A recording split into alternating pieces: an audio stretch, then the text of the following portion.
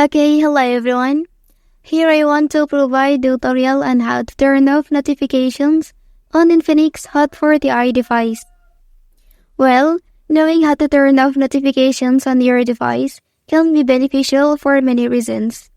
First, reducing distractions. Turning off notifications can help you focus on tasks without being interrupted by constant alerts. Second, conserving battery life. Disabling notifications can conserve battery life by reducing the frequency of your device screen waking up and other background activities. So let's go to the tutorial. Okay, first thing first, open Settings menu on your device. Okay, next enter to the Notification Center. And then here you can click the down arrow and select Apps with Notifications. Well, so now here will be shown all of the apps with the notifications on your device. And the way to turn off the notifications, simply turn the toggle off like this.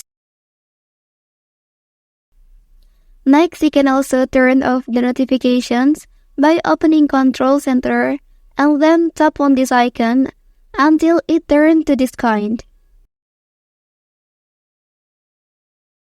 Okay, that's the tutorial on how to turn off notification on Infinix Hot 40i device. If you are helped by this video, don't forget to like and subscribe to get other information from this channel. Thank you.